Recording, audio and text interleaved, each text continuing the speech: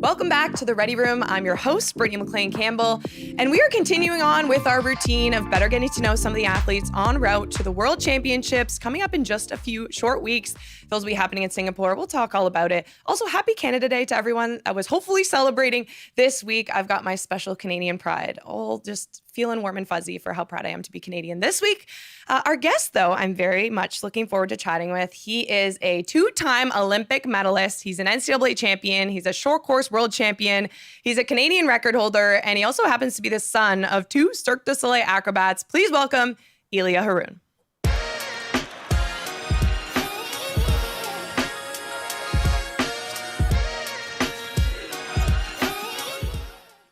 Ilya, thank you so much for taking the time to chat today. Yeah, thank you for having me. Okay, so I'm starting with ultimate hard-hitting journalism. I know I can't assume, but I've heard that two of your favorite things are Dr. Pepper and In-N-Out, and I need to know, if you only get to keep one, which are you keeping? I think Dr. Pepper for sure. I think I'm trying to lay off the fatty foods for now. But Dr. Pepper is a staple in your routine. Well, not routine, but if I go out with friends, yeah, I usually get that. Okay, I love it. I'm not a huge Dr. Pepper girl myself, but you have inspired me to maybe go home. And I feel like on a really hot day, there's probably nothing more refreshing. So thank you for that tip. Also hard-hitting journalism. Last week, our episode with Blake Tierney, we saw you slide in the comments saying that you could take him in golf. And so I want to ask, do you have a handicap, or are you just like early on in your golf career? Oh no, I suck at golf. I just did it just for fun. But you know, if we can do mini golf, I could definitely whoop him in that. I love it. Do you happen to have like a dream in a perfect world, if you can play a golf foursome with anyone? Do you have like a dream of who you'd want to play with? Oh, I mean, who's the pro? I think, what is it, Tiger Woods, right? Yeah. Yeah, I think I'd love to play with him. Or I mean, I saw Michael Phelps hitting a few, so I'd love to play with him. I agree. I was going to suggest that because, you know, you're both in the same city. So if you want to set that up, that might be a smart move, because I hear he's quite strong on the golf course. He actually called in summer while on the golf course himself. So I know he loves that. Arizona, there's probably no better place to play golf. I promise we will get into swimming, though. One of the things I was curious about learning more about is just like your origin story in swimming. You started at one of the most storied age group, especially age group distance programs. I was going to say in North America, but I think it's really around the world, Sandpipers of Nevada. And so can you just tell me about your early stages, the introduction to the sport, how you first got involved? Yeah. Well, it started when my mom put me in the pool. I was around 3, 4 years old.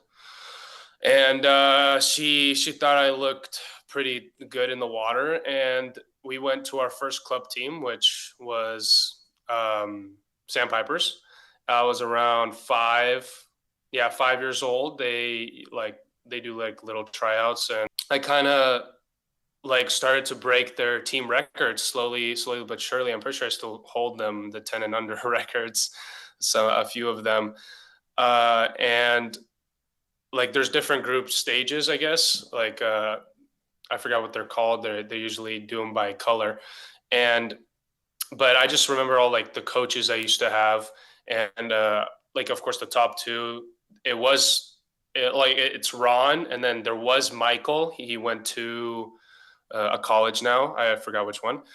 But yeah, he went to college already, so that's kind of sad. And then there was Dylan Grave. Actually, I don't know if you do, but Dylan Gravely, and his dad was actually my coach for like 2 years, and he was below Michael, and it's kind of just like that. I kind of worked my way up through each group in Sandpipers, and that's kind of like how it was for me, like growing up. You know, it was a very I guess like very tough, very sporting environment when in Sandpipers. Kind of it made me develop in a way that I feel like some clubs don't really do. I guess I don't know because Sandpipers is pretty tough. You kind of need a different mentality game when it comes to that, because of how grueling like the sets are and things like that. Well, that's what I was going to ask you about, because I know from your like first kind of climb to what was initially the US junior team you were named to, I know there, I'm going to get there, but it was in open water, and you swam open water, you swam all the longest races. That's kind of the storied program that it is. So I wondered, once you did kind of start in that open water trajectory, you're now known to be a 200, but we'll talk about it, down to the 50 fly. When you did find that out, that you were no longer eligible to swim for USA and you were going to kind of chase these goals in Canada, was that kind of like an initial shock, or were you excited about the new opportunity? Any kind of light you can shed on that? Yeah, like when, like you mean like what, like if my goals transition from if I was on US to Canada, you mean like that? Yeah, exactly. Yeah. So yeah, I mean, when I first heard it, because I didn't to be honest, I didn't really understand it at the time when the whole like thing was going on. I was very confused in my way because it was all like new to me. But yeah, like Ron said, yeah, like you can compete for Canada, and I was like, oh, well, sweet. But like, of course, my goals, whatever team I'm on, they're not really gonna change because it's how I was like not raised, kind of like not I want to say programmed, but like I'm not a robot, but like kind of like they're my goals, so I do everything I can to achieve them, whatever team I'm on, and of course, like if it helps out Canada, I'm all for it. Yeah. No, it's so great to hear. And I think that's what we accept everyone with open arms. And we were thrilled, of course, when you joined the Canadian national team. Talk a bit between Sandpipers, making your first team Canada, and then deciding to go to ASU. You were at one of the most storied college programs last year. I guess, yeah, 2024, you won the NCAA championship as a team. Bob Bowman was kind of the headline of that. And then once he moved to Texas, you were there was some big names that decided to follow him. We had Leon, we have Hubie Koch. You stayed, and you're now training with Herbie. What led to that decision and gave you the confidence that what was working at ASU was meant to stay for? Yeah. So yeah, like it was a big decision coming from Sandpipers to get into ASU. Um, First, like Ron, I didn't know. I wanted to take like maybe a gap year and stay with Ron for the what was it? Yeah, for like Worlds at the time. Um, and oh, actually, sorry, short.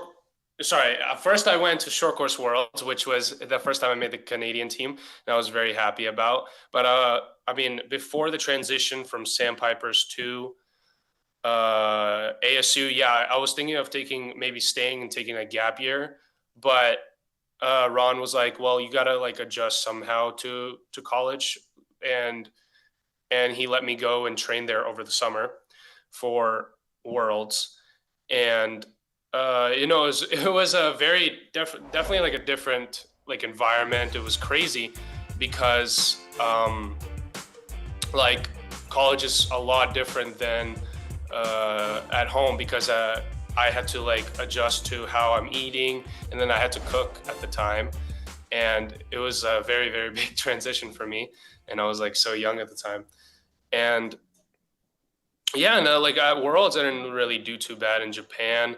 I wasn't really happy with it. I knew I could do a lot better, and then freshman year came, and that was so exciting. Being around these big names like Hubi and Leon. Oh, it was like honestly, my freshman year, it was so. It's now that I like reminisce on it, it's like I do miss it a lot because we had so many guys here, and it was like such a awesome environment to be around. Everyone was so fast, and like Bob was here, and like it was crazy. It was a very awesome time. Makes me really miss it because like it went by so like fast, like in a blink of an eye. Like I'm already gonna be a junior. It's kind of crazy. Sophomore year went by really really fast too. Um, but yeah, and then like yeah, NCs came around, and that was really exciting because I knew we were gonna win. We had such, of course, big names and so many points. And then yeah, of course, the sad news came the next day after we won NCs. I didn't really know what to think. I was very devastated because like Bob was my coach, and everyone, well, not everyone, but like most people were like, yeah, like we're gonna follow Bob. And I built like a whole life here, so it was very tough for me to move. And of course, and like, yeah, I was just like very, very devastated. But Herbie came up to me and he was like, I believe in what we can do. And like, I knew, because Herbie is a very smart coach. So I really wanted to believe in him. And so I decided to stay rather than follow Bob, because like I said, I built a whole life here. So I didn't really want to move. And yeah, and like me doing Herbie's sets, and like kind of him adjusting to me as well, really, I feel like it really worked out for me, because like he really cares in a way, like of how I swim, and his sets like really do help me out. So, and yeah, of course it showed in the Olympics, and I was very happy about that. And then like heading into Singapore now, I'm pretty excited to see what I can do. Yeah, and I think it's such a good reminder too of everyone's path is different, and they're both phenomenal coaches for the experience they have, but they bring something different. And sometimes you need to give a chance to something new. I wondered with Herbie, have you focused a bit more on the 50 and the 100, or is it really just about all three of them still at this point? Yeah. Oh, and I wanted to address, yeah, like Bob is an amazing coach. I don't feel like any kind of hatred towards him or anything. He's definitely an amazing coach, and I wish him the best of luck in Texas, of course. But yeah, with Herbie, we have focused on the 50 and 100 a little bit more heading into the college season, which kind of little bit took a toll on my 200. But now we're like, we regrouped and we kind of put all the puzzle pieces back together. And now we are focusing on the 50 and 100, but also the 200. And it's kind of like all fits into my schedule. So now all three should be strong. Yeah, and I wanted to ask you a little bit about like your approach to racing, because here in Canada, I love the confidence you bring, and sometimes we need more of that. And I remember so vividly, you've had a few conversations, whether it's in the mix zone with Devin beforehand or right after a race, where you have pure honesty of like, I want more, I want it. Last year after Olympic trials, you signed the 200 fly, and you had said, basically, I'm coming for you, Leon, and I'm coming for the podium. And sure enough, you did just that. You made the Olympic podium, kind of, not that you were out of the picture, but you were definitely climbing the ladder. Now the ladder's up here. I wondered, where does that confidence come from? Did you have to build that, or does it naturally is that a thing that you have always had? It comes from how I was raised, and I always had it, but I never really said it out loud. It's kind of because I like to keep it inside myself. So I think I've always kind of had that because, well, how I was raised by my parents. They were always not tough on me. I mean, they were always how do I say this? They challenged you. Yeah.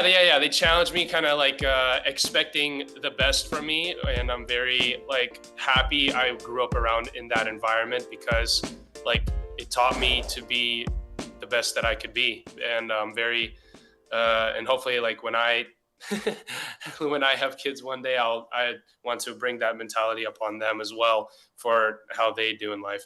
But yeah, I think it's just kind of how I was raised, to have that confidence, to have that mentality, to not overthink stuff, I guess, and just do your best. And with that medal in Paris, you became the first men to ever win a medal for Canada in the 200 fly.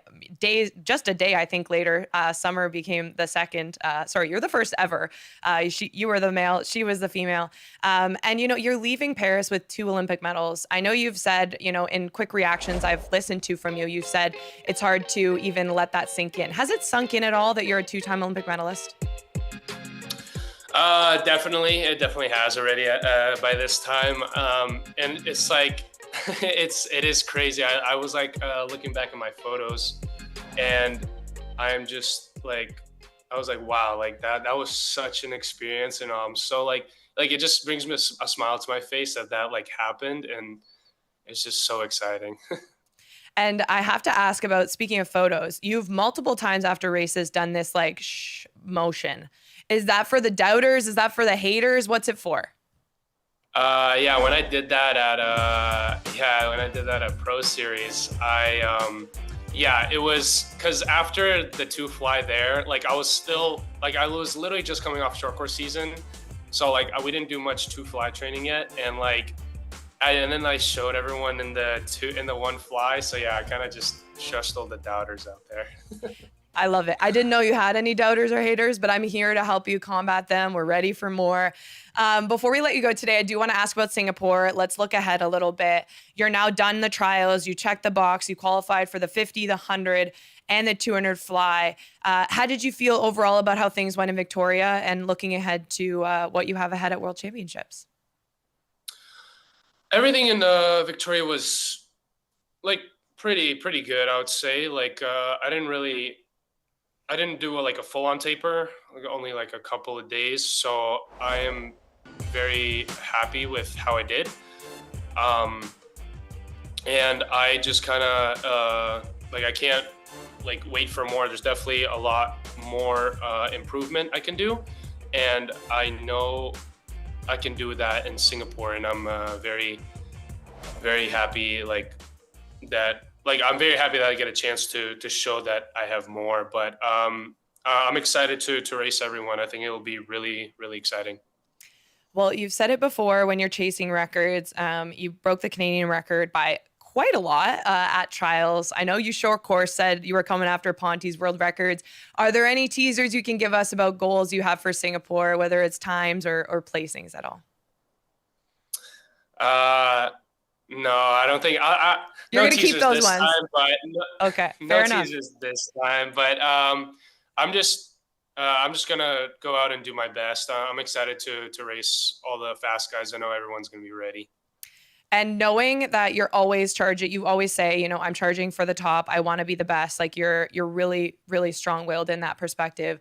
I wondered if any of your teammates or any of the fellow Canadians started. I know you wouldn't have grown up with it, but if you started learning the lyrics to "O Canada" just in case you have to sing them. Yeah, I've looked over the lyrics a little bit. Love it. I'll try to like do it on the podium. I love it.